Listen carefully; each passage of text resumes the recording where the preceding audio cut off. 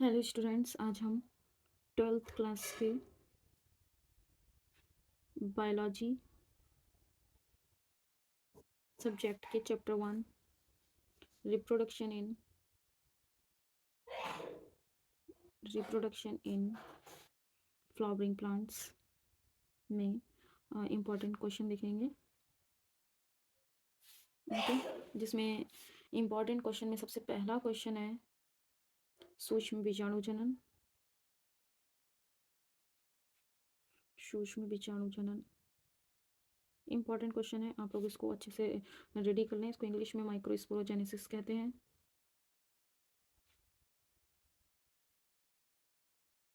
Microsporogenesis, micro छोटा spore, spore बनता है, जेनेसिस मीन होता है बनना। ओके, तो छोटे स्पोर का बनना मतलब छोटा स्पोर कौन है प्लांट में? Pollen grain, the formation of pollen grain. ठीक है, पॉलन ग्रेन का फॉर्मेशन को ही माइक्रोस्पोरोजेनेसिस कहते हैं। इंपॉर्टेंट क्वेश्चन है। इसमें आप एंथर की पिक्चर, पॉलन ग्रेन की पिक्चर और पॉलन ग्रेन के अंदर जो गैमीट बनते हैं वो भी देख लेना। इसके साथ साथ तुम्हारा एक क्वेश्चन और कंप्लीट हो जाएगा, माइक्रोस्पोरो गैमीटोजेनेसिस। ठीक है, जिसमें पॉलन ग्रेन के अंदर जो दो गैमीट बनते हैं उस प्रोसेस को माइक्रोस्पोरो गैमीटोजेनेसिस कहते हैं। तो वो भी कवर कर लेना, बहुत ईजी है। इसको पढ़ोगे एकदम सब याद आ जाएगा। नेक्स्ट क्वेश्चन है दीर्घ बीजाणु जनन।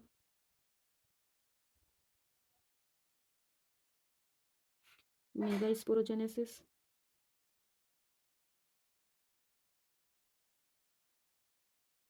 मेगास्पोरोजेनेसिस, मेगा बड़ा, स्पोर बनना, स्पोर और जेनेसिस मीन्स बनना।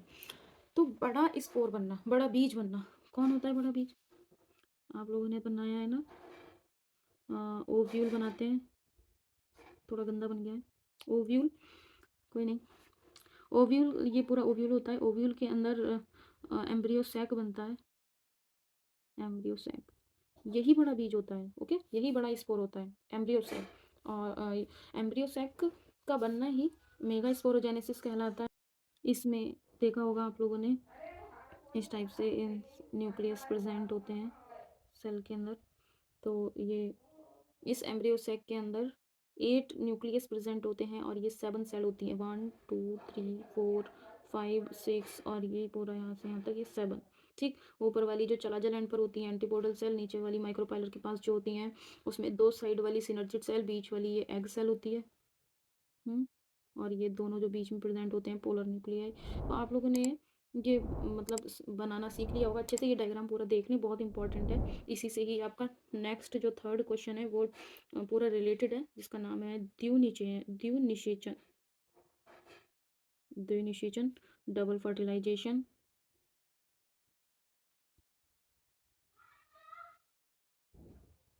इंपॉर्टेंट क्वेश्चन है। डबल फर्टिलाइजेशन को आप लोग बहुत अच्छे से जानते होंगे। दो मेल गैमीट आते हैं पॉलन ग्रेन के पॉलन ट्यूब में, दो मेल गैमीट होते हैं जो एक तो सेल एग सेल से आकर मिलता है और दूसरा पोलो न्यूक्लियाई से आकर मिलता है। तो एक जो मेल गैमीट होता है, जो मेल गैमीट होता है वो मिलता है एग सेल से, बनाता है जाइगोट। ये प्रोसेस तो कहलाएगी सिनगैमी, संयुग्मन, जिसको वो आपने हिंदी में पढ़ा होगा। और इसको एक नाम और है इसका, ट्रू फर्टिलाइजेशन, ट्रू फर्टिलाइजेशन। और एक जो दूसरा मेल गैमीट होता है वो जाकर फर्टिलाइजेशन करता है पोलर न्यूक्लियाई से, पोलर न्यूक्लियाई से जाकर फ्यूज करता है, जो बनाएगा आगे चल करके पेन प्राइमरी एंडोस्पर्मिक न्यूक्लियस। ठीक है, जो मेल गैमीट होता है उसके पास एक न्यूक्लियस होता है, जो पोलर न्यूक्लियाई होते हैं उनके पास दो न्यूक्लियस होते हैं। जो पेन बनेगा वो 3 न्यूक्लियस वाला बनेगा। तो इसलिए जो मतलब यहाँ पर ये जो प्रोसेस हो रही है वो ट्रिपल फ्यूज़न, ये भी क्वेश्चन पूछा जाता है, तो ट्रिपल फ्यूज़न किसे कहते हैं। तो ये क्वेश्चन भी आपका यहाँ से कंप्लीट हो सकता है। सिनगैमी भी हो गया, और दोनों ही फर्टिलाइजेशन एक ही जगह पर हो रहे हैं, इसी को ही डबल फर्टिलाइजेशन कहते हैं। तो आप लोग इसे अच्छे से रेडी कर लें और डिटेल में देख लेना, इम्पॉर्टेंट है। क्वेश्चन नंबर 4 जो है वो है आपका पॉलिनेशन। पॉलिनेशन अच्छे से कवर कर लेना। परागण, जिस पॉलिनेशन कितने टाइप्स के होते हैं? ये भी आपको मतलब पता होना चाहिए। सेल्फ पॉलिनेशन, एक क्रॉस पॉलिनेशन। ओके। और क्वेश्चन नंबर 5, उभय मिश्रण, एम्फीमिक्सिस। एम्फीमिक्सिस क्या होता है? एम्फीमिक्सिस कुछ नहीं है, सिंपल है। एम्फी मतलब दो अलग अलग मेल गैमीट, जैसे कि एक मेल गैमीट एक फीमेल गैमीट, दोनों मिलकर के जाइगोट बना रहे हैं, यही एम्फीमिक्सिस में आएगा, यही फर्टिलाइजेशन। ओके। तो इसमें कुछ नहीं है, इसकी डेफिनेशन देख लेना आप लोग। दूसरा है असंग जनन। असंग जनन को इंग्लिश में बोलते हैं एपोमिक्सिस। एपोमिक्सिस क्या है? एपोमिक्सिस में कभी कभी ऐसा होता है, पौधे के जो लाइफ साइकिल है उसमें सिनगैमी में म्योसिस नहीं होती है, तो उसकी मतलब अनुपस्थिति में, म्योसिस की अनुपस्थिति में ही न्यू प्लांट का डेवलपमेंट हो जाना ही एपोमिक्सिस कहलाता है। इसको अच्छे से कवर कर लेना। 7 है क्वेश्चन नंबर, अनिषेक जनन। अनिषेक जनन इसको बोलते हैं पार्थिनोजेनेसिस। पार्थिनोजेनेसिस। और इसमें एक और है, अनिषेक अनिषेक फलन, इसको बोलते हैं पार्थिनो।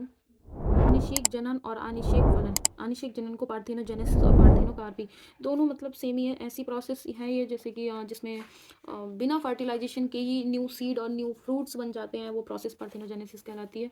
तो इसमें जो प्लांट्स आएंगे आपके, नींबू, संतरा, केला, आम, नागफनी, ये इस टाइप के इसमें आएंगे प्लांट्स। तो ये देख लेना। नेक्स्ट क्वेश्चन है आपका क्वेश्चन नंबर 8, बहुभ्रूणता। बहुभ्रूणता को इंग्लिश में पॉली एम्ब्रियोनी कहते हैं। पॉली एम्ब्रियोनी, पॉली एम्ब्रियोनी कहते हैं, ठीक है। पॉली एम्ब्रियोनी का मीन्स क्या होता है? ये होता है कि एक ओव्यूल के अंदर मतलब एक बीज में बहुत सारे एम्ब्रियो बन जाना, तो वो पॉली एम्ब्रियोनी कहलाता है। इसमें इसके टाइप्स पढ़ लेना। सिंपल पॉली एम्ब्रियोनी होता है, एक मिक्स्ड पॉली एम्ब्रियोनी होता है, क्लीवेज पॉली एम्ब्रियोनी होता है, और एडवेंटिव पॉली एम्ब्रियोनी। इसको अच्छे से कवर कर लेना, इंपॉर्टेंट है। तो ये आपका चैप्टर फर्स्ट के क्वेश्चन हो गए। चैप्टर सेकंड के क्वेश्चन देख लेते हैं। चैप्टर सेकंड के क्वेश्चन,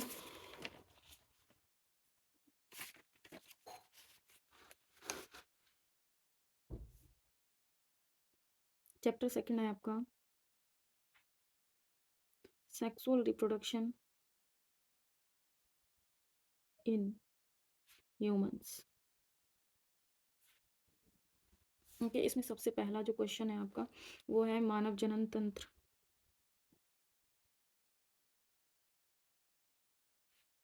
ह्यूमन रिप्रोडक्टिव सिस्टम। इसमें जो इम्पोर्टेंट है वो मेल रिप्रोडक्टिव सिस्टम है, वो देख लेना।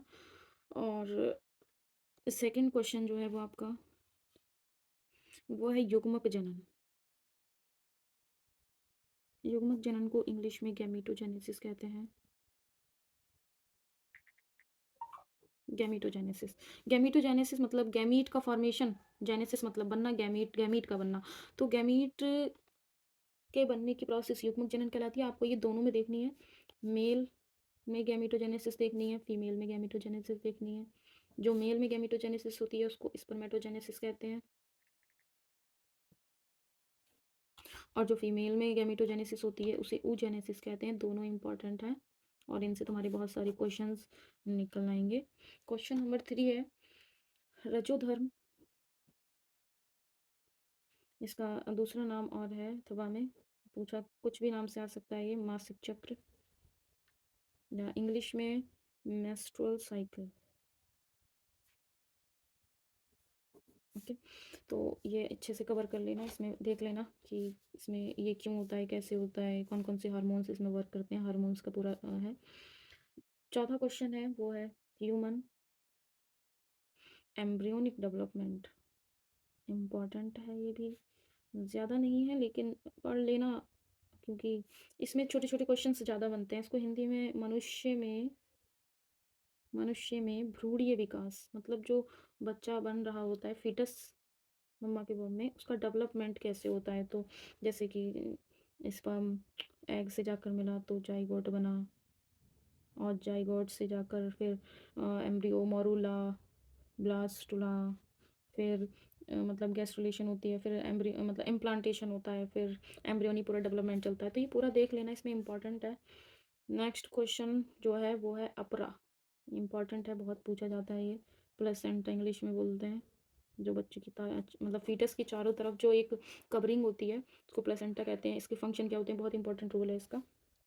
नेक्स्ट क्वेश्चन, आद्ररेखा। कुछ बच्चे इसका नाम सुनते ही डर जाते हैं कि क्या है, हमने तो ये पढ़ा ही नहीं है। आद्ररेखा इंग्लिश में इसे बोलते हैं प्रिमिटिव स्ट्रीक। ओके, ये प्रिमिटिव स्ट्रीक आपको इसी में ही समझ में आ जाएगी, जो एम्ब्रियोनिक डेवलपमेंट पढ़ोगे ये उसी में ही है, एक छोटा सा पार्ट है। जब एम्ब्रियो इम्प्लांटेशन के बाद एम्ब्रियोनिक का डेवलपमेंट होता होता है तो उसमें सबसे पहले इम्प्लांटेशन के बाद ये उसमें बननी स्टार्ट हो जाएगी, जिसमें 3 प्रकार के टिश्यूज़ बनेंगे, उसमें बनती है प्रिमिटिव स्ट्रिक। और इसमें क्वेश्चन नंबर 7, आदगुंडी, ये दोनों सेम ही है। क्वेश्चन नंबर 7 ये नहीं है, मतलब दोनों ही रिलेटेड हैं एक दूसरे से। एक होता है प्रिमिटिव स्ट्रीक्स को बोलेंगे प्रिमिटिव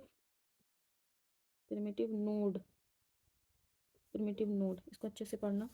क्वेश्चन नंबर जो 7 में देखना है आपको, हार्मोन्स देखने हैं। ऑल हार्मोन्स, हार्मोन्स के नेम आ सकते हैं, इनकी आपको फुल फॉर्म पूछी जा सकती है कि कौन कौन से हार्मोन्स हैं।